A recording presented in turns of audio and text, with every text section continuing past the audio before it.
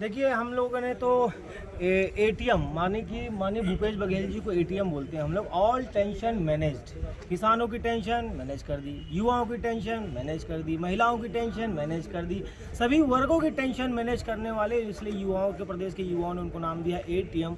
और ऐसे माननीय एटीएम भूपेश बघेल जी के संदेशानुसार हम लोग ने हाथ जोड़ो अभियान की शुरुआत करने जा रहे हैं, जिसकी शुरुआत रायपुर से हो चुकी है। और इस हाथ जोड़ो में उन नफरती वायरसों के खिलाफ है जो लोग देश में प्रदेश में नफरत फैला रहे हैं। ऐसे लोगों के खिलाफ मोहब्बती लोग, कांग्रेस के मोहब्बती लोग निकलेंगे और हर ब्लॉक में, हर बूथ में मोहब्बत का संदेशा लेके जाएंगे, भाईचारे का संदेशा लेके जाएंगे, आपसी सौहार्द का संदेशा ले जाएंगे, श्री रामचंद्र जी का संदेशा ले जाएंगे। लेकिन इन कालनेमी वाले लोग जो हैं, जो कालनेमी की तरह श्री राम का नाम लेते हैं, एक कालनेमी राक्षस हुआ करता था, वो भी रामचंद्र जी का नाम लेता था, लेकिन किसी को रोकने के लिए, किसी को बाधित करने के लिए, किसी को नुकसान पहुँचाने के लिए।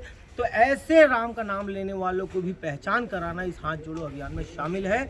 और इस हाथ जोड़ो अभियान के तहत प्रदेश के सभी ब्लॉक, सभी बूथों में कांग्रेस पार्टी के कार्यकर्ता पहुंचेंगे और 4 साल की जो अपार सफलताएं हमारी योजनाओं की मिली है, हमारी उपलब्धियां हैं सरकार की, उसको भी घर घर तक पहुंचाएंगे। और साथ में 8 साल की जो विफलताएं हैं मोदी सरकार की, जो उनकी कुनीतियां हैं, चाहे वो बेरोजगारी को लेकर के हो, जैसे उन्होंने 2 करोड़ नौकरी देने का वादा किया था, तो आज 16 करोड़ रोजगार कहाँ है, इन सभी बातों को लेकर के हाथ जोड़ो अभियान की यात्रा शुरू हुई। मुख्यमंत्री के जैसे बजट को लेकर बयान आया था कि गरीबों के मुंह से निवाला छीनने वाला बजट आया था।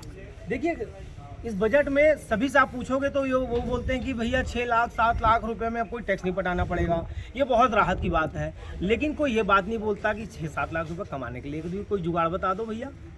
निर्मला सीतारमण जी को ये लगता है, जब वो प्याज के बारे में आप लोगों ने उनसे पूछा था तो उन्होंने साफ कह दिया था मैं प्याज नहीं खाती, तो प्याज महंगा हुआ था।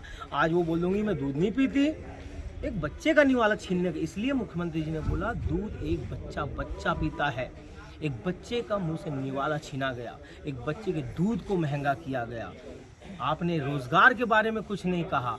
आपने कहा था कि सरकार में 2025 तक, पिछले बजट की बात बता रहा हूँ, निर्मला सीतारमण जी ने ऑन रिकॉर्ड कहा कि 15 करोड़ रोजगार दे देंगे। कहाँ है, कहाँ है?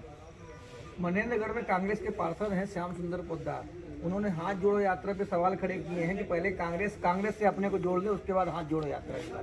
जो लोग ऐसी बातें करते हैं, पहले उनको कांग्रेस से जुड़ना चाहिए, कांग्रेस की विचारधाराओं से जुड़ना चाहिए। और सीएम भूपेश बघेल कहते हैं कि रामायण 450 साल पहले लिखा गया था, आज उसी हिसाब से उसको पढ़ना चाहिए। और एक तरफ आप लोग राम भक्ति दिखा रहे हैं चंद्रपुरी में, एक तरफ आप लोग रामायण जैसे ग्रंथ का अपमान कर रहे हैं आपके सीएम। नहीं, बिल्कुल ये आप इंटरप्रिटेशन कर रहे हैं। इंटरप्रिटेशन बहुत ही भयानक चीज होती है।